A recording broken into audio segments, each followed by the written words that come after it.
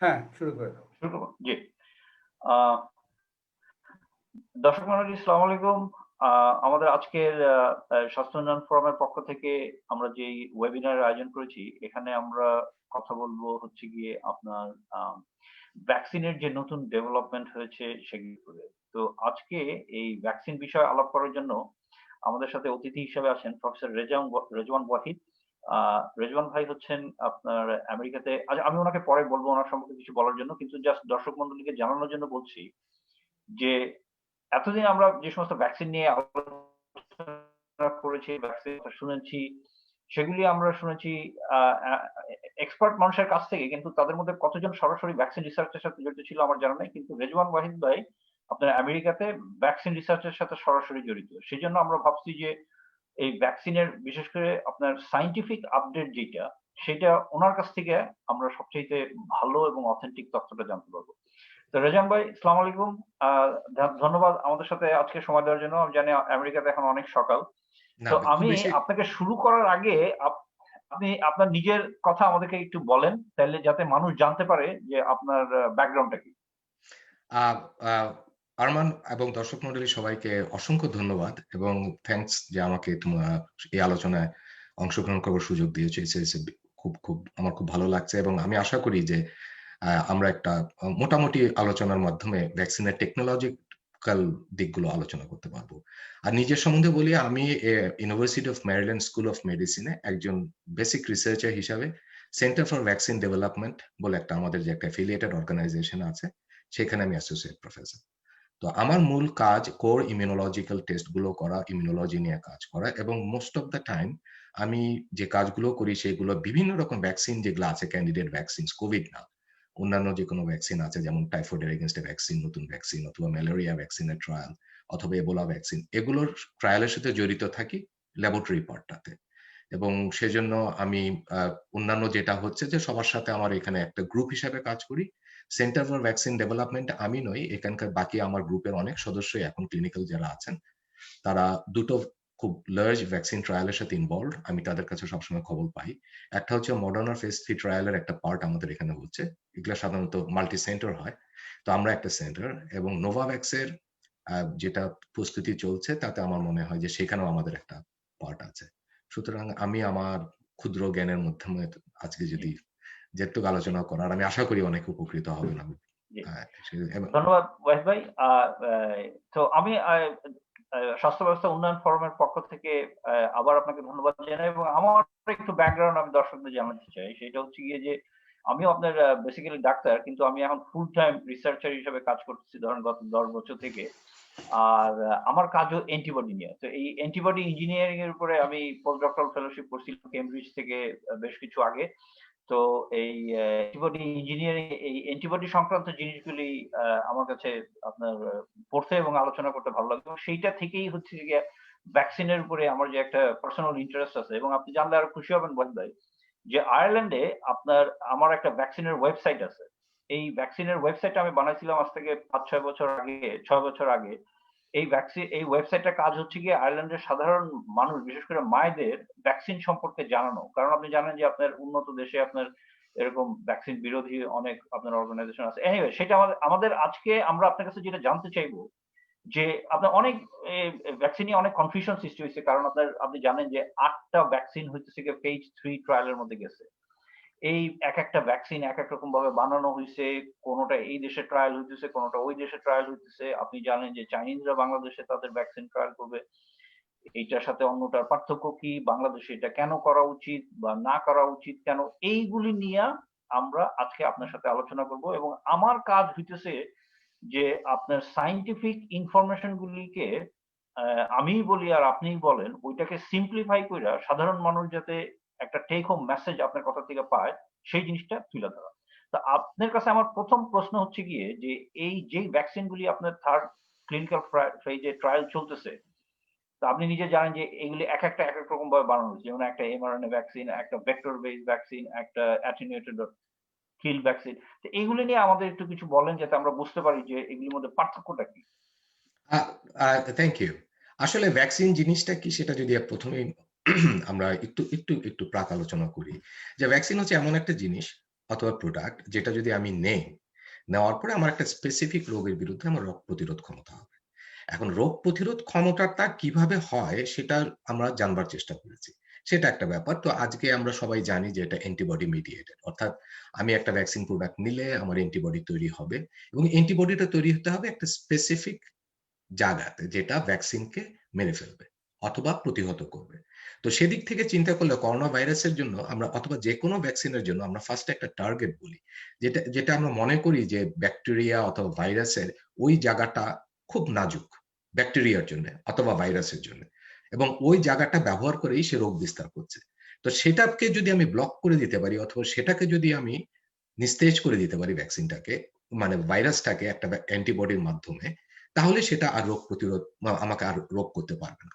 তো এর জন্য যেটাকে আমরা ইউনিভার্সালি সবাই যেটাকে টার্গেট করেছে, করোনা ভাইরাসের স্পাইক প্রোটিনকে টার্গেট করেছে। যে স্পাইক প্রোটিনটাই আমাদের শরীরে বিভিন্ন কোষের সাথে যে আটকিয়ে ওটা ভাইরাসটা যে আমাদের শরীরের ভিতরে কোষের ভিতরে ঢুকে, সে ওই স্পাইক প্রোটিনটা না থাকলে সে আরো ঢুকতে পারবে না। তো স্পাইক প্রোটিন তো ভাইরাস তো এক্সপ্রেস করতেই থাকবে, তাই না? তো আমার কাজ কি এটা প্রতিহত করার জন্য, সেটার আগায় মনে করেন আপনার একটা ছুরি আছে এবং আপনার ছুরির উপর একটা খাপ পরিয়ে দিলেন।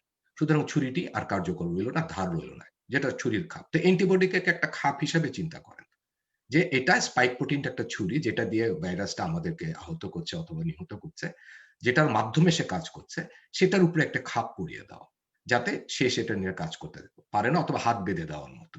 তো সেটা হচ্ছে স্পাইক প্রোটিনের এগেনস্টে অ্যান্টিবডি। তো ভ্যাকসিনের টার্গেটটা হচ্ছে যে আমাদের শরীর থেকে আগাম অ্যান্টিবডি থাকবে যেটা স্পাইক প্রোটিনের উপর চেপে বসে স্পাইক প্রোটিনটার কাজ করতে দিবে না, তাহলে ভাইরাসটা নিস্তেজ হয়ে যাবে, অথবা ভাইরাসটা শরীরে প্রবাহিত হলেও সেও কোনো সেলে ঢুকতে পারছে না, ঘুরে ফিরে শরীর থেকে বের হয়ে যাবে। তো এখন এই স্পাইক প্রোটিনটাকে তো শরীরের সাথে পরিচয় করিয়ে দিতে হবে, তাই না? নাহলে শরীর কিভাবে অ্যান্টিবডি তৈরি করবে? তো আমাদের বডি মেকানিজম ইমিউনিটি যেটা আছে, যে anything that is foreign to us, মানে যেটা আমাদের নিজেদের অংশ না, সেটা যদি আমাদের শরীরে প্রবিষ্ট হয়, সাথে সাথে আমাদের ইমিউন সিস্টেম সেটা মোকাবেলা করার চেষ্টা করে, তাকে টেস্ট করে যে তুমি কে, কোত্থেকে এসছো, কি করছো, তোমার কি নেচার। তো সেটা হলে সেটার এগেনস্টে অ্যান্টিবডি তৈরি করাটা সহজ। কিন্তু এখন অ্যান্টিবডিটা সহজ হলেও অনেক সময় এই অ্যান্টিবডিটাতে আমাদের স্পাইক প্রোটিন ঠিক জায়গায় গিয়ে লাগবে কিনা, এবং যেভাবে লাগলো তাতে স্পাইক প্রোটিনটা ইনঅ্যাক্টিভেটেড হলো কিনা, অথবা আরেকটা থাকে যে স্পাইক প্রোটিন যদি ইনঅ্যাক্টিভেটেড হয়ে যায়, আমরা হয়তো ভুল জানি, ভাইরাস হয়তো অন্য কোনো প্রোটিন ইউজ করে সে তার মেকানিজম করতে পারে। তো এগুলো যখন হয় তাহলে এগুলা মেকানিস্টিক ভিউ, তাই না? তো আমি এখন সরাসরি যাই, তুমি যে প্রশ্নটা করেছো, তাহলে প্রথম কাজ হচ্ছে যে আমরা টার্গেট করেছি যে আমরা স্পাইক প্রোটিনের উপর অ্যান্টিবডি তৈরি করব যাতে স্পাইক প্রোটিনটা চাপা পড়ে যায় ভাইরাসের। তাহলে এখন স্পাইক প্রোটিনটাকে আমাদের কাজ কি হবে? স্পাইক প্রোটিনটাকে আমাদের বডিতে ইন্ট্রোডিউস করে দেওয়া। তো ভ্যাকসিনের কাজ হচ্ছে যে সেফ ওয়েতে, মানে তোমার অসুখ না করে, তোমার কোনো ক্ষতি না করে একটা অ্যান্টিজেনকে আমাদের শরীরে প্রবেশ করিয়ে দেওয়া, যাতে আমাদের একটা ইমিউনোলজিক্যাল মেমোরি তৈরি হয়। এই কথাটা খুব ইম্পর্টেন্ট। আমাদের ইমিউনোলজিক্যাল মেমোরি আমরা বলতে পারি যে আমাদের শরীর যখন একটা প্রতিরোধ অ্যান্টিবডি তৈরি করে, করার পরে সেটা তো অনেকদিন সাস্টেইন করতে হবে, তাই না? তার মানে আমাদের শরীরটা চিনে যায়, আমাদের ওদের সেলগুলো ওকে চিনে যায়, চিনে তার একটা মেমোরি তৈরি করে, যেটাকে আমরা আমাদের টার্মিনোলজিতে ইমিউন মেমোরি বলি। তো ভ্যাকসিনের মোট কাজটা হচ্ছে যে তোমার মধ্যে একটা ইমিউন মেমোরি তৈরি করে দেওয়া, যাতে তুমি যে কোনো সময় ভাইরাসটা দেখলে তোমার স্মৃতিতে, আমাদের ইমিউন সেলের স্মৃতিতে চলে, আরে একে তো আমি চিনি, সাথে সাথে অ্যান্টিবডি প্রোডাকশন করে, অথবা যে অ্যান্টিবডি আছে সে আগে থেকে চিনে রাখে ভাইরাসটা, যেহেতু আমরা আগে চিনিয়ে দিয়েছি ভ্যাকসিন দিয়ে, যে দেখো এরকম এরকম একটা যদি ভাইরাস আসে, তার যদি এরকম স্পাইক প্রোটিন থাকে, তোমাকে অ্যান্টিবডি তৈরি আছে, সাথে সাথে ওকে ধরে ফেলবে। তো এখন স্পাইক প্রোটিনটা কিভাবে আমাদের বডিতে ইন্ট্রোডিউস করে দেব, এটা ডিফারেন্ট প্ল্যাটফর্ম আছে আমার। তো এটা নানাভাবে করা যায়। স্পাইক প্রোটিনটা সোজা সোজা মাত্রায় পিউরিফাই করে একটা প্রোটিন বানিয়ে সেটা আমি শরীরে দিয়ে দিলাম, এটা একটা, যেটাকে আমরা বলি যে প্রোটিন বেসড ভ্যাকসিন। আরেকটা হচ্ছে যে এই প্রোটিনটাকে অন্য একটা নিস্তেজ ভাইরাস অথবা মধ্যে ওই জিনটা ঢুকিয়ে দিয়ে সেই ভাইরাসটাকে বলা হয় ভ্যাকসিন হিসাবে আমাদের মধ্যে সাবক্লিনিক্যাল ইনফেকশন করতে। অর্থাৎ আমাদের মধ্যে ভাইরাসটা গিয়ে আমাদের শরীরের মধ্যে ঢুকে যাচ্ছে, সর্দি জ্বরের ভাইরাস। তো ঢুকে গেলে কি হবে? আমাদের অসুখ বিসুখ হবে না, কারণ ভাইরাসটা আগের থেকে নিস্তেজ। তো সেটা কিন্তু যেটা কাজ করছে, যেটা আমরা যে তাকে যেটা ম্যানুপুলেট করে তার ভিতরে আমি, ওই হাতের ভিতরে আমি তাকে যে স্পাইক প্রোটিনটা দিয়ে দিয়েছি, তো সেটা সে বডিতে প্রডিউস করে, সেটার জন্য একটা ব্যাপার। আরেকটা হচ্ছে যে এমআরএনএ ভ্যাকসিন বলে কতগুলো ভ্যাকসিন আজকাল এই প্রথম প্ল্যাটফর্ম তৈরি হচ্ছে এমআরএনএ ভ্যাকসিনটাকে। এমআরএনএটা হচ্ছে যে কোনো প্রোটিন তৈরি করার জেনেটিক কোড। তো আমরা যেটা বলছি যে জেনেটিক কোডটা কোনো ভাইরাস না, কোনো কিছু না, একটা ন্যানো পার্টিকেলের মধ্যে ঢুকিয়ে সরাসরি আমাদের সেলের মধ্যে ঢুকিয়ে দেওয়া। তো যখনই এমআরএনএটা আমাদের সেলের ভিতর ঢুকে যায়, আমাদের স্বাভাবিক সেলের মধ্যে, যেটা ইমিউন সেল, ডিসির মধ্যে, তো তারা করে কি ওই এমআরএনএটা ট্রান্সলেটেড হয়ে যায়, অর্থাৎ এমআরএনএটাকে আমাদের দেহকোষ নিজেদের এমআরএনএ ভেবে ওই স্পাইক প্রোটিনটা তৈরি করে ফেলে। অর্থাৎ এটা হচ্ছে যে তুমি মানে কেউ ওই অনেকটা হচ্ছে যে ওই যে কাকের বাসায় কোকিল ডিম পেড়ে আসে না, অনেকটা ওরকম ব্যাপার যে খাঁচাটা, যে আমার শরীরটা, আমরা কাকের খাঁচা, তো ওইটার মধ্যে কোকিল ডিম পেড়ে চলে আসছে, যে সরাসরি ডিমটা দিয়ে এসছে এবং পাখিটি বুঝতে পারছে না, সেটা তা দিচ্ছে। তো আমাদের শরীরের সাথে আমরা এরকম একটা ট্রিক করি এমআরএনএ দিয়ে, মনে করি ডিম, প্রোটিনের ডিমটা, সেটা আমরা ওই খাঁচার মধ্যে আর আমাদের শরীরের খাঁচায় আমরা আস্তে করে দিয়ে এসছি, ঢুকিয়ে দিয়েছি, আমাদের শরীর সেটা তা দিয়ে স্পাইক প্রোটিন বানিয়ে ফেলেছে, করে আমাদের কাজের কাজ হয়ে গেল, স্পাইক প্রোটিন শরীর পরিচিত হয়ে গেল। তো সেটা একটা প্ল্যাটফর্ম। আরেকটা প্ল্যাটফর্ম আসছে যে পৃথিবীর আদিতম প্ল্যাটফর্ম, যে প্রথম যুগের ভ্যাকসিন যেগুলো, যে হয় তুমি একটা এরকম একটা স্ট্রেইন পেলে যেটা অরিজিনাল স্ট্রেইনের সাথে খুব মিল, যেমন স্মল পক্স। স্মল পক্স মানব শরীরে, ভাইরাসটা মানব শরীরে খুব একটা স্মল পক্স করে, কিন্তু যে স্মল পক্সের যে ভাতিজাটা গরুতে পক্স করে, কাউ পক্স, সেটা সব ইন্টিজেনিসিটি আছে, তার ওই যে জেনেটিক কোড একই রকম, কিন্তু সেটা মানুষের শরীরে স্মল পক্স করতে পারে। তা আমরা কিন্তু ভ্যাকসিনটা বানিয়েছিলাম সেখান থেকে, সেই কাউপক্সটা দেওয়াতে আমাদের একটা ফুসরি হলো, ইয়ে হলো। তো এই ওর ভাতিজাকে আমরা চিনে চাচার কি অবস্থা আমরা জেনে গেলাম, কিন্তু ভাতিজা আমাদের শরীরে অসুখ করতে পারেনি। তো এটাও একটা ওয়ে অফ অ্যাটিনুয়েটেড ভ্যাকসিন। তো এরকম সময় আমরা এরকম ভ্যাকসিন, তো সেটা তো সব সময় পাওয়া যায় না। তো এর জন্য তখন করে কি, আর কিছু না হলে তখন করে কি, পুরো ভাইরাল ভ্যাকসিন যেটা আছে, মানে ইনঅ্যাক্টিভেটেড ভ্যাকসিন, তারা করে কি যে একদম মনে করো করোনা ভাইরাসটা আমরা ল্যাবের মধ্যে তৈরি করে এটা তো আমাকে দিতে পারি না, কেন এটা তো আমার অসুখ হয়ে যাবে। তো তখন সেটাকে আমরা যেটা করি, সেটাকে মেরে ফেলি, হিট কিল্ড করে, সেটা ফেনল দিয়ে করে অবয়বটা ঠিক রাখি, তখন সেটা আমাদের শরীরে দেই। সুতরাং মৃত জীবাণুটা আমাদের শরীরে দিচ্ছি, এবং আমাদের মৃত জীবাণু দেখে আমাদের শরীর যদি যতটুকু চিনতে পারে, তার জন্য যে অ্যান্টিবডি তৈরি করে, সেটা একটা ওয়ে অফ ডুইং ইট। এটাকে আমরা বলি ইনঅ্যাক্টিভেটেড ভ্যাকসিন। তো এরকম নানান প্ল্যাটফর্ম আছে, এবং প্রতিটি ভ্যাকসিন যখন আমরা আলাপ করব তখন দেখবো যে এক একটার এক এক প্ল্যাটফর্ম। সুতরাং এক একটার এক এক প্ল্যাটফর্ম হলেও আমাদের মূল লক্ষ্য দুটো, ফেজ 1 ও ফেজ 2 ট্রায়ালে। এক, ভ্যাকসিনটা নেওয়াতে আমাদের অসুখ হচ্ছে না, এবং ভ্যাকসিনটা নেওয়ার জন্য আমাদের প্রিলিমিনারি আমরা কি ইমিউনিটি আশা করছি সেটা আসছে কিনা। অর্থাৎ এখন পর্যন্ত আমরা যেটা দেখছি যে আমাদের প্রাইমারি গোল হচ্ছে অ্যান্টিবডি তৈরি হচ্ছে কিনা, সেই অ্যান্টিবডি তৈরি হলে বাকি যে প্রাসঙ্গিক ব্যাপারগুলো আসে, will come to it, right, T cell. সুতরাং এই হচ্ছে আজকের মানে মোটা দাগে এটা এটা সারাংশ করলে তুমি যেভাবে করতে পারো। জি। থ্যাংক ইউ ওয়াহিদ ভাই। আপনার এই ভ্যাকসিনের আপনার মোটামুটি আমরা জানলাম যে এটা ব্যাকগ্রাউন্ড গুলি কি, আপনার সবগুলি ভ্যাকসিন। তো এখন আসেন আমরা আমাদের মূল আলোচনা, যেটা আমি মনে, মনে আপনার সাথে করার জন্য চিন্তা করে রাখছি। সেটা হলো গিয়া যে চাইনিজ যে ভ্যাকসিন আপনার বাংলাদেশে ট্রায়াল করার জন্য ওরা চিন্তা ভাবনা করছে এবং বাংলাদেশ অলরেডি পারমিশন দিছে। এই চাইনিজ ভ্যাকসিনটা সম্পর্কে কিছু বলেন আমাদের। আ আ আমি কয়েকটা জিনিস আপনি মাথায় রাখেন যে আমি আপনার কাছ থেকে কি আনসার খুঁজতেছি। দেখেন, আমরা জানি যে এটা একটা ইনঅ্যাক্টিভেটেড ভ্যাকসিন। তার মানে এটা হলো গিয়ে আপনার ওই ভাইরাল বেসড ভ্যাকসিনও না, এটা আপনার mRNA বেসড ভ্যাকসিনও না। তার মানে এটা আপনি আপনার কথা মতো যে সবচাইতে পুরান যেই টেকনিক সেটার কথা। ১ নাম্বার। তো এখন আপনার বাংলাদেশের মানুষ যেটা জানতে চায় যে এই ভ্যাকসিনটা কত ভালো, কত খারাপ? ১ নাম্বার। ২ নাম্বার, ট্রায়াল করা মানে কি? ট্রায়াল করা মানেই কি আমরা এটা কিনে নিয়ে সারা দেশের মানুষকে দিয়ে দিলাম? ২ নাম্বার প্রশ্ন। ৩ নাম্বার প্রশ্ন হইলো গিয়া যে আপনার চাইনিজরা যে আমাদেরকে বলছিল যে আপনার এই ভ্যাকসিনের ট্রায়াল যদি আমাদের করতে দেয়, তাইলে এটার প্রোডাকশন করার ক্যাপাসিটি তারা বাংলাদেশে তৈরি করে দিবে। তো আমার প্রশ্ন হইলো গিয়া যে এই যে একটা আপনার বাংলাদেশের জন্য সুযোগ, এই সুযোগ কি অন্য কোনো ভ্যাকসিন আমাদেরকে দিচ্ছে বা দিচ্ছে না? তো এই জিনিসগুলি আপনি আমাদের একটু খুইলা বলেন, যাতে নাকি আমরা বুঝতে পারি যে চাইনিজ ভ্যাকসিন ওটা ভালো কি খারাপ? আমি জানি আপনি আলোচনায় ওইটা বলবেন যে সেইটা দেখার একমাত্র উপায় হইতেছে গিয়া আপনার ট্রায়াল শেষে রেজাল্ট এনালাইসিস কইরা। কিন্তু বাংলাদেশের মানুষের মধ্যে একটা সন্দেহ দেখা দিছে, পেপার পত্রিকা নানা রকম আলোচনা পইড়া, যে আপনার চাইনিজরা একটা মনে করেন খয়রাতি ভ্যাকসিন বাংলাদেশে ধরায় দেওয়ার জন্য একটা চিন্তা ভাবনা করতেছে। সো আপনার এক্সপার্ট ওপিনিয়ন কি এই ব্যাপারে? প্রথম কথা হচ্ছে যে তুমি যেটা একদম সরাসরি বললে, that is the primary thing, যে আমরা যখন বলি ফেজ 3 ট্রায়াল, তো ট্রায়াল কথাটার মানেই হচ্ছে আমরা চেষ্টা করে দেখছি, আমরা ফলাফল এখনো জানি না। এটা কতটুকু ইফেক্টিভ, কতটুকু কি সেটা আমাদের পরিমাপ করার পরে সেটা সীমাবদ্ধতা অথবা সেটার গুণাগুণ বোঝা যাবে। তো আমি সেই ব্যাপারে বলতে চাই যে ট্রায়ালের আগে নানা রকম কথাবার্তা হতেই পারে। যেমন এটার অ্যান্টিবডি লেভেল খারাপ, এটা ওটা। বাট দ্যাট ডাজন্ট মিন যে এটা ট্রায়ালে না যাওয়া পর্যন্ত যেটার অ্যান্টিবডি টাইটার ইজ হাই এবং যে প্রমিজিং যেগুলোকে আমরা বলছি, সেগুলো যে এটার থেকে বেশি এফেক্টিভ হবে সেটা কিন্তু আমরা জানি না। সম্ভাবনা এক জিনিস, সে সম্ভাবনাটা সত্য কিনা সেটা জানা আরেক জিনিস।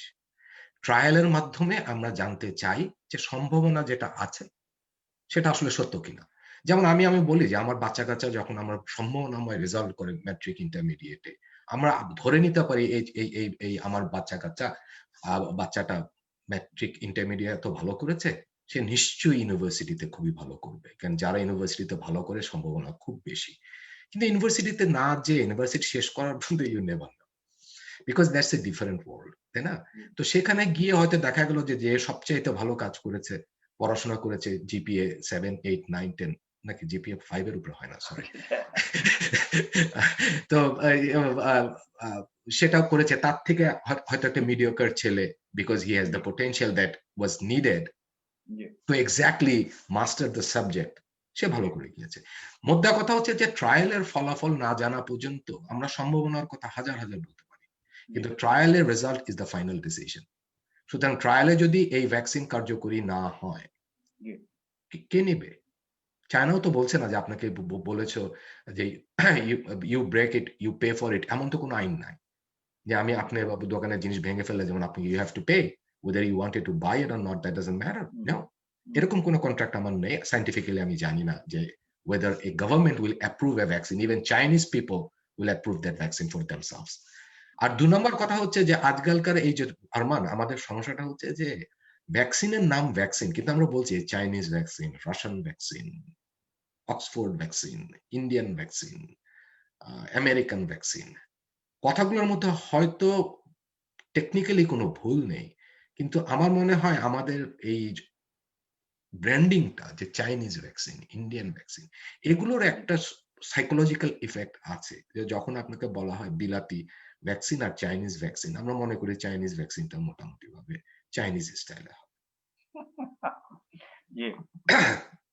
তো আমার মনে হয় জনমানুষে এরকম একটা ব্র্যান্ডিং পারসেপশন না থাকাটা কিন্তু খুবই ভালো। You have to be unbiased. এখন কথাটা হচ্ছে যে চাইনিজ ভ্যাকসিন যেটা বলা হচ্ছে, এই যে সাইনোভ্যাকের যে ভ্যাকসিনটা, তাদের কিন্তু অ্যাডভান্টেজ আছে, মানে কার্যকর হওয়ার পরে অ্যাডভান্টেজটা কি? Production cost is very low. আমি আগেই বলেছি যে mRNA ভ্যাকসিন বানাতে গেলে যে খরচ, এক ডোজ বানাতে, একটা ইনঅ্যাক্টিভেটেড ভ্যাকসিন বানাতে তত খরচ না। অসুবিধাটা কি? ইনঅ্যাক্টিভেটেড ভ্যাকসিন নেই এখন পর্যন্ত আমি হ্যাঁ, আপনার র্যাবিস ভ্যাকসিন যেটা আমরা ব্যবহার করছি ইনঅ্যাক্টিভেটেড ভ্যাকসিন, এখন পর্যন্ত আমরা নিচ্ছি, কাজ হচ্ছে। এই আমেরিকাতে আইপিভি বলে আমরা যে পলিও ভ্যাকসিন যেটা আমরা মুখে নেই, সেটা হচ্ছে লাইভ অ্যাটেনুয়েটেড ভ্যাকসিন, রাইট? কিন্তু আগের দিনে যেটা স্টক্স ভ্যাকসিন ছিল, যেটা ইনঅ্যাক্টিভেটেড পলিও ভাইরাস দিয়ে যেটা তৈরি, যেটা ইনজেকশন হিসেবে নেয়, সেটা আমেরিকাতে 2000 সালের পর ওরাল পলিও ভ্যাকসিন এদেশে দেয় না, কারণ জনমানুষের মধ্যে সেটার উপর আস্থা হয়েছিল একটা দুর্ঘটনার জন্য অনেক আগে, যে oral polio vaccine itself cause polio, right? সুতরাং একেবারে যে নেই, এগুলো যে একেবারে ইনঅ্যাক্টিভ হবে না, তো সেটা একটা জিনিস। সুতরাং ট্রায়াল না হওয়া পর্যন্ত কোনো সিদ্ধান্তে পৌঁছানো অথবা এটাকে চাইনিজ ভ্যাকসিন বলে অথবা ইন্ডিয়ান ভ্যাকসিন বলে নাই। এবং তাই যদি হতো, ওরা তো এরকম একটা ভ্যাকসিন প্ল্যাটফর্ম যেটা এক্সিস্টিং, সেটা ভারত টেকের মতো ইন্ডিয়াতে জনমানুষের জন্য, গণমানুষের জন্য 1 বিলিয়ন ডোজের অল্টারনেটিভ সাপ্লাই এর জন্য তারা কিন্তু এই প্ল্যাটফর্ম ট্রাই দিচ্ছে। সেটাকে করোনা ভ্যাকসিন বলছে। করোনা ভ্যাক নামে একটা সেকেন্ড ফেজ ট্রায়ালে আছে ভারত, হায়দ্রাবাদের খুব বড় ভারত টেকনোলজি বলে একটা, তারা কিন্তু এটা কিন্তু ফেজ 1 ট্রায়াল, ফেজ 2 ট্রায়ালে কিন্তু আছে। তারাও কিন্তু একই টেকনোলজি, ইনঅ্যাক্টিভেটেড ভ্যাকসিন। তো টেকনিক্যালি ইনঅ্যাক্টিভেটেড ভ্যাকসিনের অনেক ডিমেরিটস আছে, আবার অ্যাডভান্টেজ আছে। খরচ কম, এদের cold chain com, easy to maintain, অর্থাৎ খুব শীততাপ নিয়ন্ত্রিত জায়গায় রাখতে হবে না, তুমি খুব ইজিলি ট্রান্সপোর্ট করতে পারবে। বাট আলটিমেটলি এটা কতটুকু এফেক্টিভ আমরা জানি না। তবে একটা ইস্যু সবসময় থাকে যে ইনঅ্যাক্টিভেটেড ভ্যাকসিন সাধারণত রিপিটেড ডোজ লাগে, একটা ডোজে হয় না। কিন্তু এখন পর্যন্ত যতগুলো করোনা ভাইরাস ভ্যাকসিন আমরা দেখছি, সবগুলো কিন্তু মোটামুটি ভাবে বলছে যে 2টো ডোজ লাগবে। এক জি ডোজে কাজ হবে এমন কম। সুতরাং লেটস গো ফর ইট। আমাদের ট্রায়াল হওয়া মানে তো আর জি ট্রায়াল, হ্যাঁ, সেটাই আমার কথা। আমি জানি না যে আমি তোমার সবটুকু কভার করতে পারলাম কিনা। না, আপনি আনসার করছেন। আমরা আরো আরো আলোচনা হুম, করব। সেইটা হচ্ছে গিয়ে যে মানে পার্সোনালি আমি মনে করি যে আমি যেরকম বিদেশে থাকি, আপনিও যেরকম বিদেশে থাকেন। তো ধরেন আমি পার্সোনালি মনে করি যে বাংলাদেশের মানুষের উপকার হবে। শুধু উপকার না, ওইটা দীর্ঘমেয়াদী উপকার, যেগুলো বলে ক্যাপাসিটি বিল্ডিং। ঠিক আছে? ১ নাম্বার হইতেছে গিয়ে যে আপনাকে ভ্যাকসিন বানাইতে হবে। প্লাস আপনার এই ভ্যাকসিনটা এই সুবাদে যদি বাংলাদেশের ক্যাপাসিটি বিল্ডিং হয়, যেরকম আমি আপনার সাথে আলোচনা করতেছিলাম যে এই ক্লিনিক্যাল ট্রায়াল এর যে ট্রেন্ড বাংলাদেশের চাইনিজরা শুরু করতেছে, এইটাও কিন্তু একটা বড় জিনিস।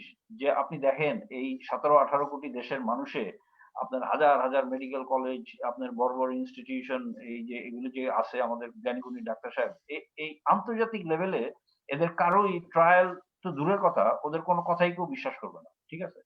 কিন্তু এই ট্রায়াল করার তরিকা যদি বাংলাদেশে শুরু হয়ে যায়, ঠিক আছে? তাইলে কি হবে? ওই ক্যাপাসিটি বিল্ডিং, ঠিক আছে?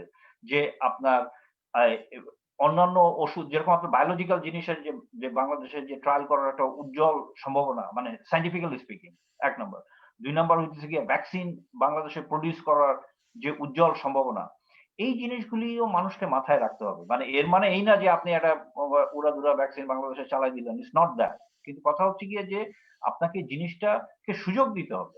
সেইটা হচ্ছে গিয়ে আমি জানতে চাই। তো এইখানে আপনার ওই চাইনিজ ভ্যাকসিনের যে ফার্স্ট ট্রায়াল এবং সেকেন্ড ট্রায়াল, তো এগুলি একটু টেকনিক্যাল কথা। তবুও আপনার কাছ থেকে আমরা জানতে চাই যে আপনার আমরা যে দেখলাম যে চাইনিজ এই ভ্যাকসিনটা কোন টি সেল রেসপন্স তৈরি করতে পারল না। তারা শুধু অ্যান্টিবডি রেসপন্স তৈরি করল এবং সেই অ্যান্টিবডি রেসপন্স ও যে একেবারে আহামরি পর্যায়ের তাও না। তো তাইলে আপনি আমাদেরকে একটু সহজ ভাষায় বুঝায় বলেন যে আপনার এই আ অ্যান্টিবডি রেসপন্স যদি কম হয়, তাইলে কি এটাকে খারাপ ভ্যাকসিনের কাতারে ফেলাই দেওয়া যাবে? বা আপনার টি সেল রেসপন্স হইল না, এই জন্যই কি এটাকে খারিজ করে দেওয়া যাবে? এইটা সম্পর্কে আমাদের একটু বুঝায় বলেন। খুব ইন্টারেস্টিং একটা প্রশ্ন। তো ১ম কথা হচ্ছে যে আমরা ধরে নিচ্ছি যে এখনকার ধারণায় যে বিগার ইজ বেটার অথবা higher magnitude is more effective. মানে এটা আমি বলতে চাচ্ছি যে অ্যান্টিবডি টাইটার যত বেশি হবে, এফেক্টিভনেস তত বাড়বে। অর্থাৎ কারো যদি আকাশচুম্বী অ্যান্টিবডি হয়, ওই ভ্যাকসিন পুরোপুরিভাবে 100% এফেক্টিভ হবে। এটা আমরা ধরে নিচ্ছি। অথবা এটা আমরা ধারণা করছি। এবং ধারণা করার কারণটা হচ্ছে যে আমরা যখন ১ম এ একটা ভ্যাকসিন বানানোর জন্য ফেজ 1, ফেজ 2 ট্রায়াল এ যাই, আমরা তো আসলে অনেক অজানা নিয়ে যাই, তাই না? যে কোন জিনিসটা এই ভাইরাসকে নিষ্ক্রিয় করবে অথবা কি করবে সেটা কিন্তু কতগুলা জিনিস অ্যাসপেক্ট আমরা জানি। কিন্তু ইন টোটাল আমি জানি না। তাহলে তো আমরা সব ভাইরাস বিরুদ্ধেই আমরা ভ্যাকসিন বানিয়ে ফেলতে পারতাম। কেন অ্যান্টিবডি তৈরি করলে তো সবাই যদি নিধন হতো তাহলে তো এইচআইভি এর বিরুদ্ধে একটা ভ্যাকসিন থাকতো। হেপাটাইটিস সি বিরুদ্ধে একটা ভ্যাকসিন থাকতো। ম্যালেরিয়ার বিরুদ্ধে ভ্যাকসিন থাকতো। তো নাই কেন? তো নাই কথা হচ্ছে যে এটাকে আমরা বলি কোরিলেট অফ প্রোটেকশন। অর্থাৎ একটা ভ্যাকসিন আমরা চাচ্ছি যে এটা অ্যান্টিবডি হবে, কিন্তু অ্যান্টিবডি মানেই এই না যে শুধুমাত্র এটার ম্যাগনিটিউড যেটা আছে যে কত বেশি সেটা চাইতে এটার কোয়ালিটেটিভ গুণাবলীটা কি, দ্যাট ইজ অলসো ইম্পর্টেন্ট। অর্থাৎ সবসময় quantity is a important thing but it is not everything. তো আমি একটা উদাহরণ দিয়ে বলি যে বিভিন্ন প্রকার ভ্যাকসিন যে আমরা দেই না নরমালি যেটা আছে, এটা দেওয়ার পরে কিন্তু সাথে কিন্তু আমাদের ট্রায়াল বন্ধ হয়ে যায় না। আমরা কিন্তু দিনের পর দিন আমরা ভ্যাকসিন ইভালুয়েশন স্টাডিজ কিন্তু চলতেই থাকে। যেটা আমরা টের পাই না। এই যে মনে করেন টাইফয়েড ভ্যাকসিনই হোক আর যেকোনো টিটানাস ভ্যাকসিনই হোক, এগুলো যে চলেছে, এগুলো তারপরে আমরা কন্টিনিউয়াসলি আমরা দেখি। এই টিটানাস ভ্যাকসিনের কথা বলেন, আমরা যে সবাই মিলে আছি। আমি একটা উদাহরণ দিই, পাশে যেটা প্রচলিত ভ্যাকসিন আছে সেটা নিয়ে কথা বললে মানে সবার এটা ধারণা করতে সুবিধা হবে। কারণ করোনা ভাইরাস ভ্যাকসিনটা ইজ আননোন, রাইট? তো এই টিটানাস ভ্যাকসিনে মনে করেন আমরা সমানে টিটানাস দিচ্ছি, একেকজনের অ্যান্টিবডি টাইটার কিন্তু একেক রকম হচ্ছে। কিন্তু আমরা দীর্ঘদিন পর্যবেক্ষণ করে দেখলাম যে এই ভ্যাকসিন দেওয়ার পরে যদি কারো অসুখ হয়, তার লেভেলটা কত থাকে। তারও কিন্তু হাই লেভেল আছে, ৫০ আছে, ১০০ আছে। আর ভ্যাকসিন না দিলে যাদের হয় তাদের বেস লাইন লেভেলটা কি। কথাটা হচ্ছে যে এভাবে নানা রকম কম্বিনেশন, আবার ভ্যাকসিন দেওয়ার পরে হয় অসুখ হয় না, আবার ভ্যাকসিন দিলে হয়। এরকম তো অনেক গ্রুপ থাকে। ফেইলিউর রেট যদি 10% হয় কোনো ভ্যাকসিনের, তার মানে 10% লোকের মধ্যে ভ্যাকসিনটা কাজ করে না। তখন আমরা চিন্তা করি এই লোককে ভ্যাকসিন দেওয়ার পরে ভ্যাকসিনটা কাজ করলো না কেন? তাই অ্যান্টিবডি টাইটার মেজারমেন্ট করি। তো কথাটা হচ্ছে যে তখন আমরা একটা মাত্রা রেখা তৈরি করে দিই। যে তোমার যদি ১০০ র উপরে থাকে, মোটামুটিভাবে ধারণা করা যায় তুমি 90% প্রটেক্টেড।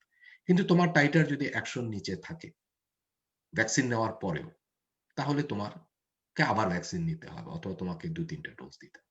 এই যে সীমারেখাটা আমরা তৈরি করেছি, সেটা কিন্তু দীর্ঘ পর্যবেক্ষণের পর একটা পপুলেশনকে ভ্যাকসিনেশন দিয়েছি, তাদের ডেটা নিয়ে দেখেছি যে ভ্যাকসিন নেওয়ার পরে কার হচ্ছে, কার হচ্ছে না, which is determining this difference. Corona ভাইরাসের ব্যাপারে তো আমাদের কোনো জানা নেই। সুতরাং অ্যান্টিবডি তৈরি হচ্ছে কম বেশি। যদি কমটাও যদি আমার ১০০ র উপরে হয়, it is effective. আমার তো অসুবিধা হওয়ার কথা না। আমাকে সবসময় ১০,০০০ হতে হবে, এমন তো কোনো কথা নেই। কিন্তু ওই জিনিসটা আমরা জানি না যে কতটুক হলে। তো সেজন্য একেবারে নালিফাই করে দিতে আমি চাই না। যে এটা জি, কম অ্যান্টিবডি তৈরি করেছে, সুতরাং এটা এফেক্টিভ হবে না। কিন্তু ওই টাইটারটা যদি অ্যাবভ দ্য লেভেল হয়, প্রটেক্টেড জি, লেভেল হয়, জি। What's the problem? ভাই এখানে আপনি একটা ইন্টারেস্টিং জিনিস বলছেন। তো আমি এতদিন পর্যন্ত যত আপনার এই ভ্যাকসিন সম্পর্কে আলোচনা শুনছি জ্ঞানী-গুণী মানুষের কাছ থেকে, আমি নিজেও প্রচুর আলোচনা করছি। কিন্তু কেউ কিন্তু আমাদেরকে এই correlate of protection যে ইংরেজি টার্ম ওটা একটু বাংলা করে দিয়েন। হুম। যে এই জিনিসটা কিন্তু আপনার যারা ভ্যাকসিন নিয়ে কাজ করে না বা যারা রিয়েলি আপনার ভ্যাকসিনের সম্পর্কে ব্যাকগ্রাউন্ড নাই তারা কিন্তু এটা জানবে না, বুঝছেন? কারণ হচ্ছে গিয়ে যে আমরা তো সবই লিগে গুগলে ২ লাইন পইড়া এসেই টক শোতে লেগে যেতেছি আপনার এগুলো নিয়ে আলোচনা করার জন্য। সো আপনি এই জিনিসটা আমাদেরকে একটু বুঝায় বলেন যে আপনার এই correlate of protection যেই জিনিসটা এইটা একটা ভ্যাকসিনের জন্য কতটা জরুরি? কোরিলেটেড অফ প্রোটেকশনটা আমরা কেন জানার চেষ্টা করি? প্রথম কথা হচ্ছে যে মনে করেন আমাকে ভ্যাকসিন দেওয়া হলো। ভ্যাকসিন দেওয়ার পরে আমরা যদি জানতে চাই, আপনি আমাকে ভ্যাকসিন দিলেন, দিয়ে ১ মাস পরে আপনি ডাক্তার সাহেব, আপনি গিয়ে বলছেন, "ডাক্তার সাহেব, আমি যে ভ্যাকসিনটা নিলাম, আমি কি প্রটেক্টেড হব? কারণ আমার তো অসুখ এখনো হয় না। আমার তো ভবিষ্যতে হবে কিনা? আমি কিভাবে বুঝবো যে আপনার ভ্যাকসিনটা আমার মধ্যে আমি আস্থার সাথে নিতে পারি যে ভ্যাকসিনটা দেওয়ার পরে আমার ইমিউন সিস্টেম সামথিং রেসপন্ডেড, যে যার জন্য আই ক্যান ফিল সেফ যে আমার হবে না অসুখটা।" তো তখন আমি কিভাবে বলব? তখন আমি বলার জন্য আমার যদি কোনো পরীক্ষা-নিরীক্ষা করতে হয়, যে কোনো একটা ইন্ডিকেটর থাকে যে হ্যাঁ, যেমন আপনার ব্লাড গ্লুকোজ লেভেল আপনার মনে হয় ডায়াবেটিস। আরেকটা জিনিস হচ্ছে ব্লাড সুগার টেস্ট করেন, হিমোগ্লোবিন A1C দেখেন অথবা সুগার টেস্ট করে আপনার একটা টেস্ট আছে দেখে আমরা কিন্তু বলে দিতে পারি আপনার ডায়াবেটিস নাই, আপনার ডায়াবেটিস আছে। তো কোরিলেট অফ প্রোটেকশনটা আমরা বের করার চেষ্টা করি। কোরিলেট মানে হচ্ছে কোন সিস্টেমটা ও ইমিউনোলজির কোন টেস্টটা can be predictive of the protection. যেমন গ্লুকোজ কত মাত্রায় হলে আপনি ডায়াবেটিস অথবা আপনার ডায়াবেটিস না বোঝা যায়, আমরা প্রতিটা ভ্যাকসিনের ক্ষেত্রেও ওরকম একটা প্যারামিটার জানার চেষ্টা করি। যে এটা জানলে এটা দেখে আমি প্রেডিক্ট করতে পারবো যে ভ্যাকসিনটা প্রোটেক্টিভ কিনা। কিন্তু এটা ভ্যাকসিনটা প্রোটেক্টিভ কিনা এই যে কোরিলেট অফ প্রোটেকশন নির্ধারণ করি, এটা কিন্তু ল্যাবরেটরিতে বসে করি না। এটা হলো অবজারভেশন। আমি আগেই বলেছি যে আপনাকে ১০,০০০ ভ্যাকসিন দিয়েছি।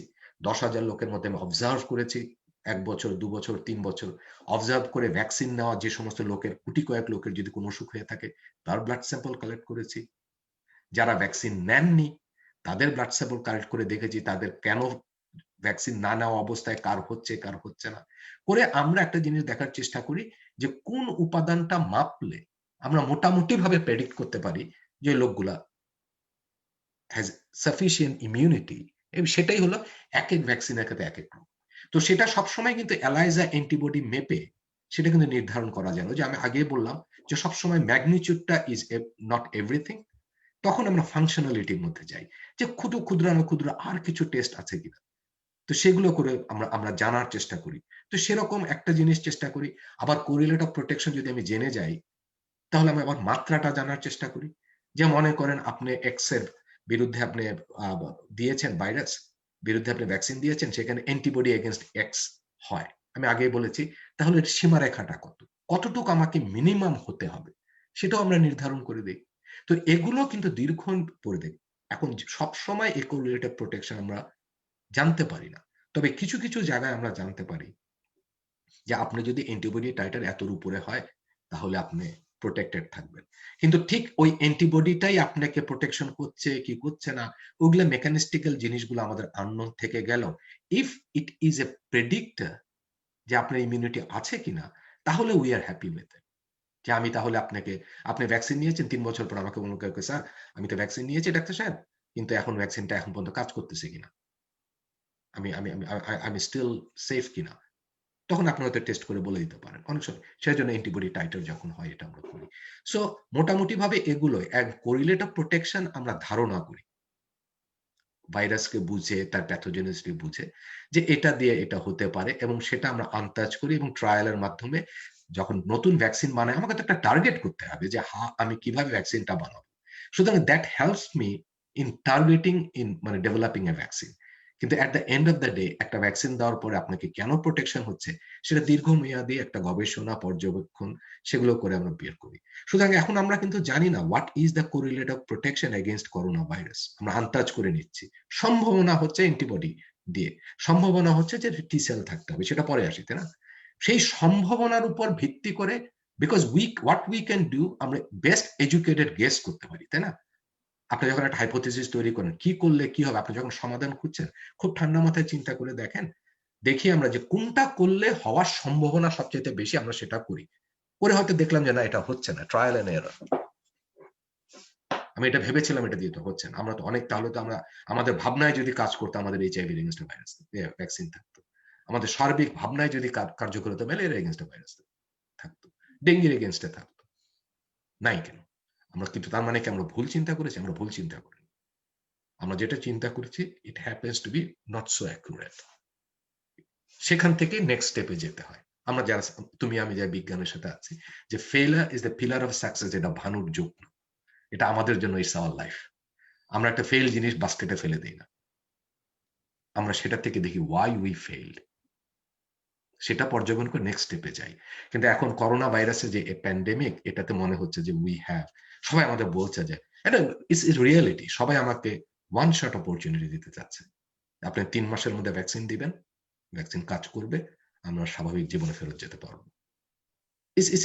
আমি এটা বলি যে জনগণের এই আশা থাকাটা কিন্তু একেবারে মনে না, মানে এটা কিন্তু it's a too much pressure on us and we are trying our best.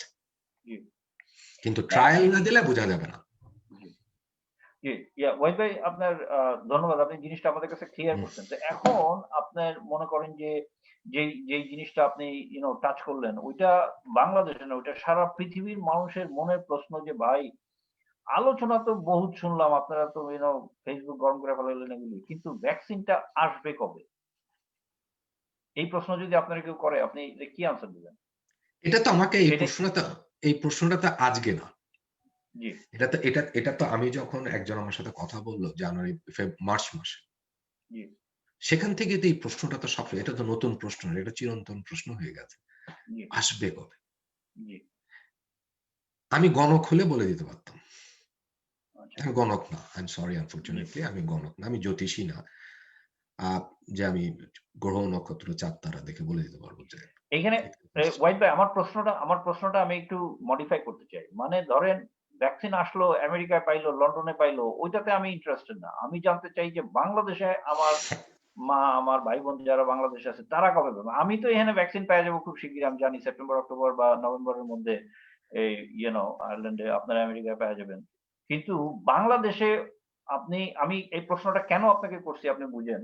হ্যাঁ, এটা কিন্তু আপনার একটু জটিল প্রশ্ন। এটা আপনার মানে ঠিক কেন বলতেছি? তো ধরেন বাংলাদেশে কিন্তু কয়েকটা জিনিস একসাথে চলতেছে। যেরকম আপনার অক্সফোর্ডের ভ্যাকসিন ইন্ডিয়াতে তৈরি হচ্ছে। তারা ওইটা বাংলাদেশ যেই সূত্রটা আপনার ৯০ টা দেশের তালিকা আছে, বাংলাদেশ তাদের মধ্যে একটা। ঠিক আছে? তাইলে আপনার ওই বিল গেটস এর ফাউন্ডেশনের পক্ষ থেকে তারা বাংলাদেশে ওই ভ্যাকসিনটা পাইতে পারে। ১ নাম্বার। ২ নাম্বার হইতেছে যে বাংলাদেশ মনে করেন যে এখন আপনার ইন্ডিয়ানদের সাথে চেষ্টা করতেছে। তো এইখানেও একটা পসিবিলিটি ওপেন আছে। তারপরে আমি আপনার সাথে আরেকটু দীর্ঘ আলোচনা ওইটা নিয়ে করতে চাই যতক্ষণ সময় আছে। রাশিয়ান ভ্যাকসিন যে আপনার নতুন বেরোলো, মানে গিভেন আওয়ার হিস্ট্রি যে আপনার রাশিয়ানরা যদি আপনার আমাকে যদি এই ভ্যাকসিনটা ট্রায়াল করতে দেয় বা এরকম যদি কোন পসিবিলিটি তৈরি থাকে, ইউ নো তাছাড়া বাদবাকি যেগুলি আছে আপনি মনে করেন যে আপনার ওই আমেরিকান ভ্যাকসিন যেটা, তো আই ডোন্ট সি যে আমেরিকান ভ্যাকসিন বাংলাদেশে আসছে খুব শিগগিরই, কারণ ওরা নিজেদের প্রয়োজন মিটাইয়া তারপরে মনে করেন পৃথিবী তাদের দোস্ত বন্ধু বান্ধবদের দিয়া বাংলাদেশে আসতে আসতে we are talking about many many years. তো এই ব্যাকগ্রাউন্ডে আপনার কি মনে হয় যে আমরা মানে ধরেন খুব শিগগিরই যদি হাতে কিছু পাই তাহলে সেটা কাদেরটা পাইতে পারি, কোনটা পাইতে পারি, কেমনে পাইতে পারি? This is not a question for a scientist. Okay, এটা হলো যে বেসিক্যালি এটা হচ্ছে কোয়েশ্চেন ফর যারা ভ্যাকসিন পলিসি যারা দেখেন, যারা health economics programming policy making তাদের কাছে বললে তারা তারা এটার ভালো উত্তর দিত। আমি এখন একজন সাধারণ হিসাবে নট মানে from my capacity at my scientific আমি আমার সাধারণ বুদ্ধি থেকে আমি বলি, সুতরাং I am not the authority on talking on that. আমি বিশেষজ্ঞ না, আশা করি আমার কথাগুলো সেভাবেই নেওয়া হবে, সুতরাং এটা আমজনতার কথার মতো আমি বলছি। So that is one of the reasons we are encourage to have multiple vaccines platforms. এটা একটা এর জন্যই এতগুলো হচ্ছে। অতীতে যেটা হতো যে মনে করেন আপনার একটা রোগের জন্য একটা ভ্যাকসিন একটা কোম্পানি বানিয়ে যদি এগিয়ে যেত, বাকি কোম্পানিগুলো তল্পিতল্পা গুটিয়ে চলে আসতো যে না, we are lagging far behind, we don't want to invest so much money, যেটার একটা ভ্যালিড কম্পিটিটর আছে, মার্কেট থেকে উইথড্র করে নিত নিজেকে। একটা উদাহরণ দিই, একই সাথে যখন এবোলাতে ভ্যাকসিন চলছিল, ট্রায়াল চলছিল, অথবা তখন দুটো ভ্যাকসিন খুবই, এই অক্সফোর্ডেরই ভ্যাকসিন যেটা জিএসকে এর মাধ্যমে আমরা মালিতে ট্রায়াল দিলাম, কিন্তু আমাদের আগেই মার্ক একটা ভ্যাকসিন যেটা হলো কানাডা থেকে পেয়েছে, একটা ছোট কোম্পানি কানাডা ডোনেট করেছে তার পেটেন্ট, সেটা দিয়ে তারা আরেকটা ভ্যাকসিন বানিয়ে তারা সরাসরি ভ্যাকসিন ইয়াতে এবোলা এফেক্টেড এলাকাতে গিয়ে তারা সেটা ট্রায়াল দিয়ে দিল।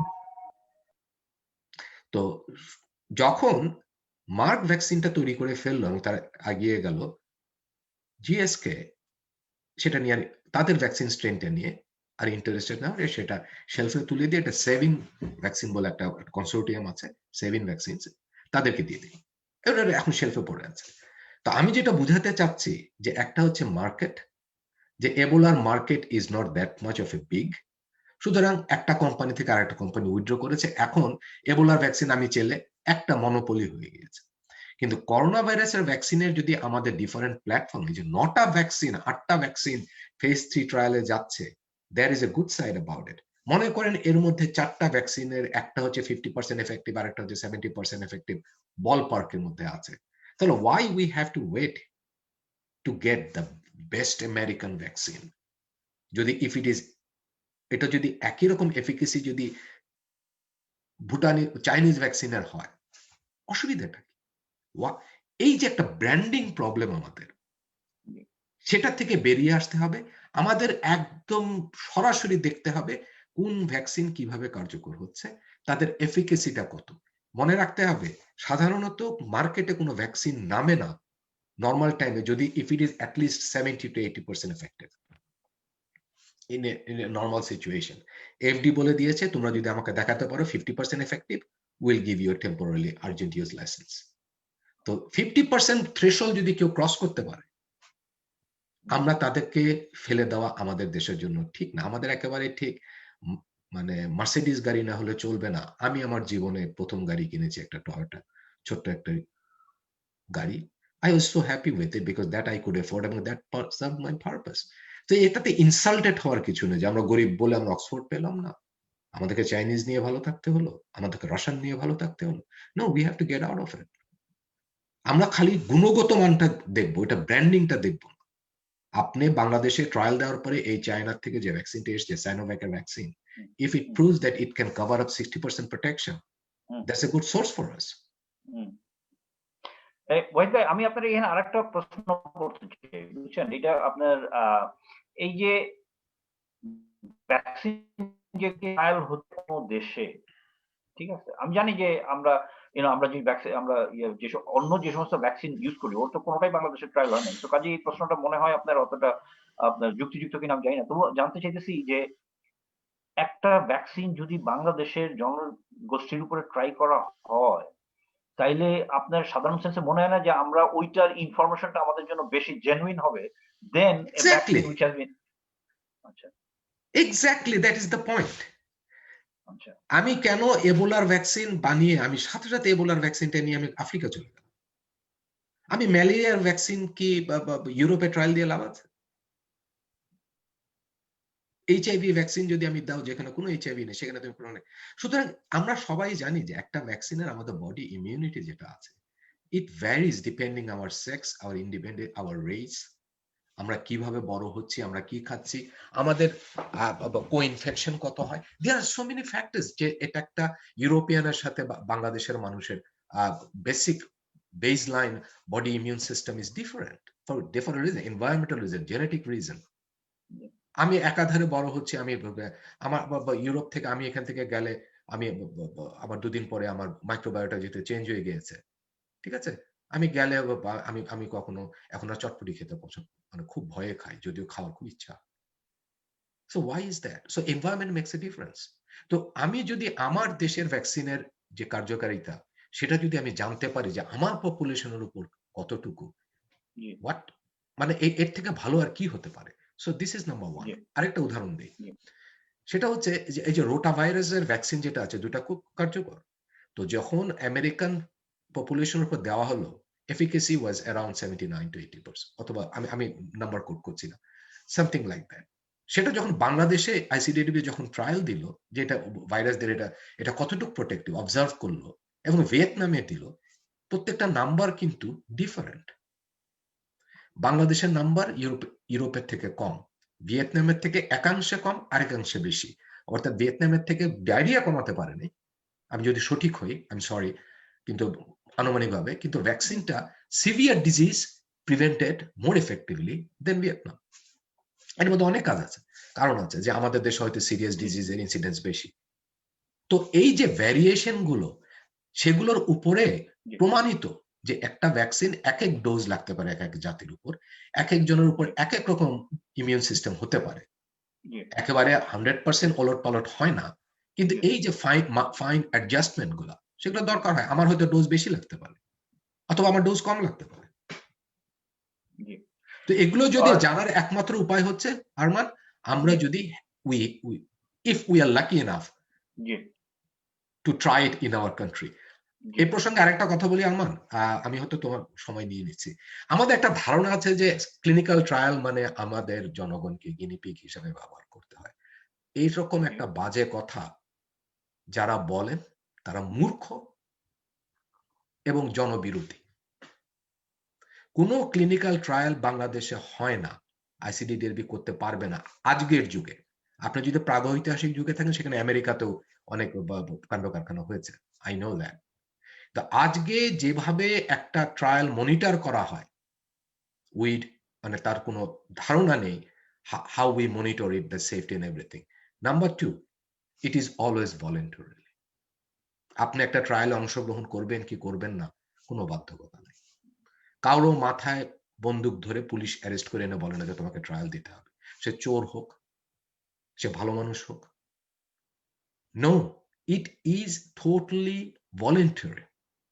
সুতরাং আপনি আসবেন, আপনি বুঝবেন, আপনাকে সব বুঝিয়ে দেওয়া হবে এবং তারপরে করাবে। সুতরাং you are not a guinea pig, and if you are a guinea pig, you are willing guinea pig. এর জন্য মানুষকে ভলেন্টিয়ার বলা হয়। ইঁদুর গিনিপিগকে আমরা ভলেন্টিয়ার বলি না, because they can't give their conscious decision whether they will participate in the clinical trial. আমি যে ইঁদুরটাকে আমি আমার ভ্যাকসিনের ট্রায়াল দিচ্ছি, তার কিন্তু কনসেন্ট নিতে হয় না, কারণ সে কনসেন্ট দিতে পারবে না। কিন্তু একটা মানুষকে রেকর্ড করতে হলে তার কনসেন্ট নিচ্ছি, তাকে বুঝাচ্ছি, তাকে বলছি, তাকে গ্যারান্টি দিচ্ছি ইটস সেফ। আর সেফ না হলে কি করবো সেটাও আমি বুঝাচ্ছি। সুতরাং এই যে বাংলাদেশকে গিনিপিগের এই 1-2 লাইন কথা বলে এই জিনিসগুলোকে যারা মানে খুব ভারী কি কথাবার্তা বলেন, they should stop doing it, কারণ তারা মূর্খ। জি, ওয়াহিদ ভাই, আমার মনে হয় কি যে আপনার ওনারা অনেক ক্ষেত্রে আপনার বিগার পিকচারটা দেখতে পান না আরকি। ১ নাম্বার হচ্ছে, আর ২ নাম্বার হচ্ছে গিয়ে যে যদি সায়েন্টিফিক ব্যাকগ্রাউন্ড না থাকে, প্রপার আপনার একাডেমিক ব্যাকগ্রাউন্ড যদি না থাকে, তাইলে কিন্তু আপনার এগুলি মিসআন্ডারস্ট্যান্ড করার, ভুল বোঝার অবকাশ থেকেই যায়। তো ওয়াহিদ ভাই, আমাদের হাতে আরো ১৩ মিনিট আছে। এই ১৩ মিনিট আসেন আমরা রাশিয়ান ভ্যাকসিনটা নিয়ে আলোচনা করি। তো যেটা আপনার গতকালকে পেপারটা বের হইলো এবং সারা পৃথিবীতে একটা হইচই ফেলাই দিল রাশিয়ানরা। তো আমরা সায়েন্টিফিক আলোচনা করি, মানে আপনার এটা ২ টা তরিকা আছে। ১ নম্বরে আপনি যে জিনিসটা আপনার টাচ করছেন, আমার খুব ভালো লাগছে এই জিনিসটা, যে এই যে আপনার রাশিয়ান, চাইনিজ, আমেরিকান এগুলি বইলা যে আপনার বাংলাদেশে মানুষের মধ্যে আমরা অলরেডি একটা ক্যাটেগরাইজ করে ফেলাইছি যে চাইনিজ হইলেই ২ নাম্বার মাল, রাশিয়ান হইলে ওইটা একটা সন্দেহ থেকে যাবে। কিন্তু ইন্টারেস্টিংলি গতকালকে রাশিয়ানরা তো পেপার পাবলিশ করে সারা পৃথিবীর সায়েন্টিস্টদের মাথা খারাপ করে দিল যে, যে রেজাল্ট তারা এবং যেই পেপারে তারা পাবলিশ করে, যেই আপনার জার্নালে তারা পাবলিশ করছে, আপনি ইতিহাস খুইলা দেখবেন যে ওইখানে কিন্তু রাশিয়ান সায়েন্টিস্টরা এরকম সময়ে আইসা পাবলিশ করার মতো ক্যাপাসিটি তাদের হয়তো ছিল না। এগুলি তো সব পলিটিক্যাল জিনিস। তো আসেন আমরা আপনার এই ওরা যে পেপারটা বাইর করছে সেটা নিয়ে ২ টা কথা বলি। বাংলাদেশের মানুষকে জানাই যে অ্যাকচুয়ালি রাশিয়ান ভ্যাকসিনটা কি জিনিস। ১ নাম্বার ওইটা একটু বললেন। আর ২ নাম্বার হইতেছে গিয়া যে রাশিয়ানদের যে এই যে আপনার একটা কমপ্লিটলি ভিন্ন তরিকা কাজ করার, যে মনে করেন ওরা ফেজ 1 ফেজ 2 ক্লিনিক্যাল ট্রায়াল করেই আপনার ঘোষণা দিয়ে দিল যে তাদের ভ্যাকসিন হয়ে গেছে। তা আমরা যারা নাকি আপনার একটু মনে করেন যে পড়াশোনা করছি, ইংলিশ বই বা একটা আমেরিকান জিনিসপত্র পছন্দ করি, তো আমাদের কাছে তো এটা একটা কবিরা গুনাহ যে আপনার ফেজ 2 ক্লিনিক্যাল ট্রায়াল করে আপনি মানুষের কাছে এটা দিলেন কেমনে? সো এইটা নিয়ে আমাদেরকে একটু খুইলা বলেন যে জিনিসটা আসলে রাশিয়ানরা আসলে কি করলো? আ তোমাকে আমি একটু বলি, আমরা এটা দর্শক মন্ডলী হয়তো জানবেন না যে আমরা এত আলোচনা করছি যে আমরা একেবারে চট করে দুজন, আমি আর আরমান এখানে বসে গিয়েছি। আমরা গত রাতে আমরা আমাদের হোমওয়ার্ক করেছি। আমরা we had to talk among ourselves অনেকের, সুতরাং ও আমাকে এবং ও প্রশ্নও ফাঁস করে দিয়েছে। সুতরাং আমি এবং আরমান দুজনে বসে আমরা কালকে রাতে যখন পেপারটা হয়, সকালে আমরা অফিসের এক ফাঁকে ঘন্টাখানেক আমরা এটা নিয়ে আলাপ করেছি। Thank you Arman for clarifying so many things. এত শর্ট টাইমে এত বড় পেপার পড়ে সব বুঝার ক্ষমতা এখন আমার হয়নি। তো মোটা দাগে যেটা বলতে চাই যে এই রাশিয়ান ভ্যাকসিনের ২ টো মজার জিনিস আছে। একটা হচ্ছে যে এটা অন্যান্য অক্সফোর্ড ভ্যাকসিনের মতোই, এটা অ্যাডিনোভাইরাস বেসড ভ্যাকসিন। সুতরাং তারা ২ টো স্ট্রেইন ইউজ করেছে। একই স্পাইক প্রোটিন তারা একটা virus strain, I think RD5, right? আরেকটা হচ্ছে RD26। ঐতিহাসিকভাবে দেখা যায় যে এই ভ্যাকসিন গুলো এই কেন আমরা অ্যাডিনোভাইরাস ভ্যাকসিনের উপরে এত ইন্টারেস্টেড হলাম, যে এই ভাইরাসটার মধ্যে, এই ভাইরাসটার মধ্যে দেখা গেছে এই ভাইরাসটা কিন্তু নতুন না। এই ভাইরাসের ভ্যাকসিনটা ট্রাই হচ্ছে যে এর আগে এটা দিয়ে প্রচুর ম্যালেরিয়ার ট্রায়াল হয়েছে এবং HIV ট্রায়াল হয়েছে, খুব সাকসেসফুল হয়নি। তার মূল কারণ ছিল এটাই, আমরা ম্যালেরিয়া এবং HIV তে আমরা জানতাম যে huge amount of T sell না হলে কোনো ভ্যাকসিন কাজ করবে না, এবং দেখা গেছে যে এই ভাইরাসটি দিয়ে দিলে এটা ইমিউনিটির সাথে সাথে টি সেলও করে। সুতরাং that has become a lucrative vaccine.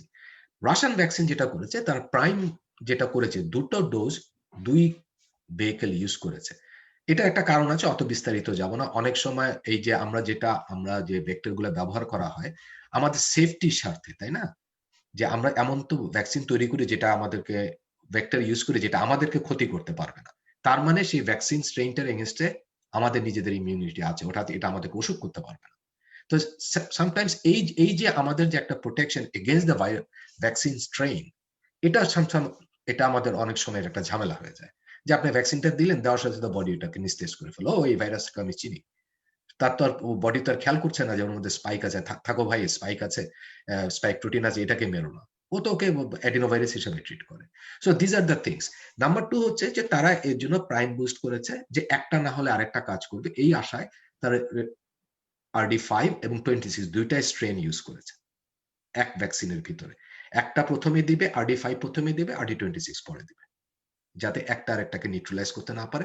অথবা, এবং এর আগেও আমরা দেখেছি এই সমস্ত ভ্যাকসিন ট্রায়ালে আমরা যেটা দেখেছি আরমান, এটাকে আমরা বলি হেটারোলোগাস প্রাইম বুস্ট, অর্থাৎ একটা ভাইরাল স্ট্রেইনের মধ্যে যেটা আছে কনস্ট্রাক্ট, সেটা দিয়ে তুমি প্রাইম করলে প্রথম ডোজটা দিলে, সেকেন্ড ডোজটা একই স্পাইক প্রোটিন ভিন্ন একটা ভাইরাসের মধ্যে ঢুকিয়ে দিয়েছো, এতে এক্সেন্চুয়েটেড হয় রেসপন্সটা। এটা কিন্তু ইতিহাসে আছে, এটা ট্রায়ালে এটা এভিডেন্স আছে।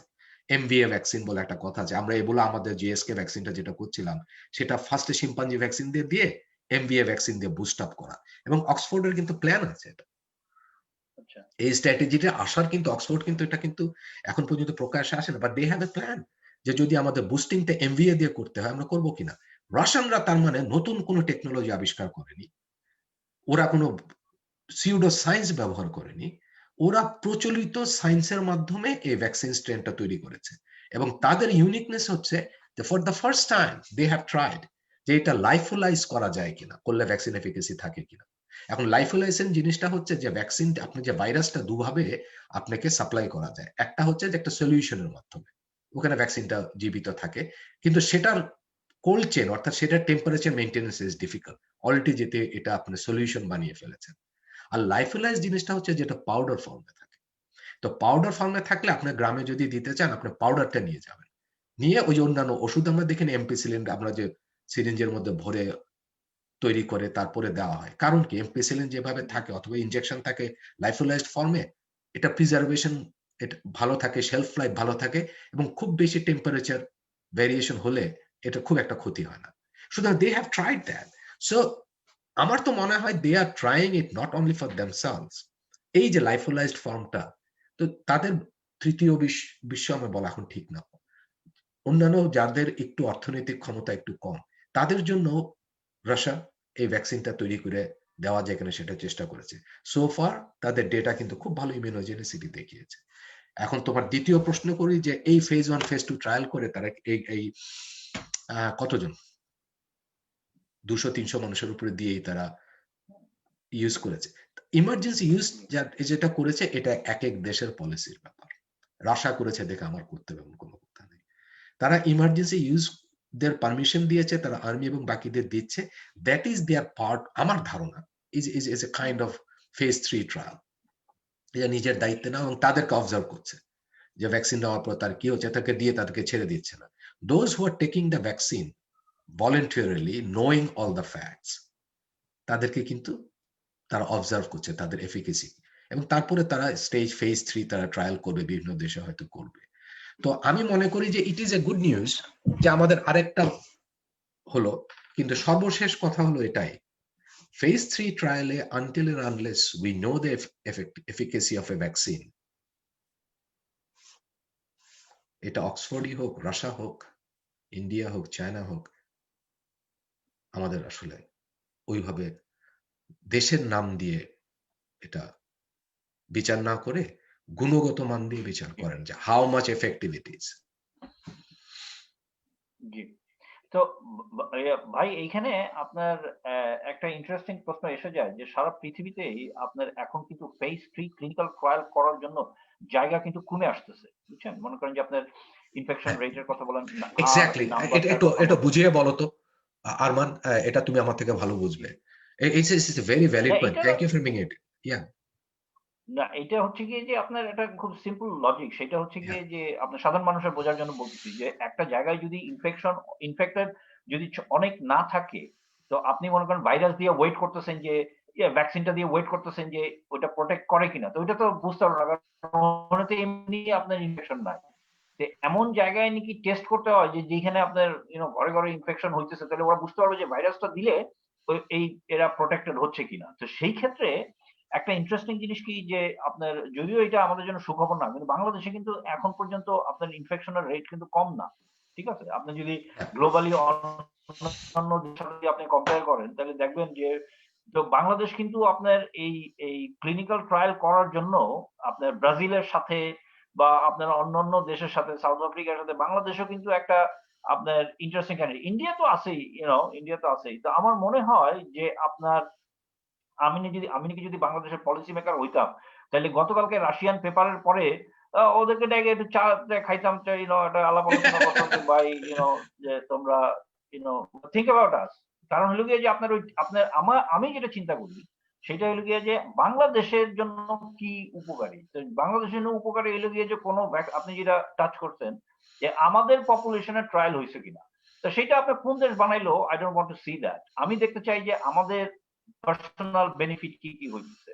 এবং তারপরে আপনার মনে করেন যে কারণ এইটা ওরা যেহেতু গতকালকে যেহেতু দেখাইছে যে এইটা আপনার মানে সায়েন্টিফিক্যালি এটা একটা সাউন্ড ব্যাকগ্রাউন্ড এর জিনিস। সেটার মধ্যে কোনো ইউ নো ইয়া সায়েন্স ছাড়া অন্য কিছু না। ইট ইস ভেরি ক্লিয়ারলি শোন। তাদের ইয়া অ্যান্টিবডি রেসপন্স, তাদের টি সেল রেসপন্স, তারা যে অ্যান্টিবডি মাপছে, আপনার এলাইজাতে মাপছে, neutralising antibody they have done everything. ঠিক আছে? ইয়া তো আমি মনে করি যে এটা বাংলাদেশের জন্য একটা চমৎকার সুযোগ আসছে।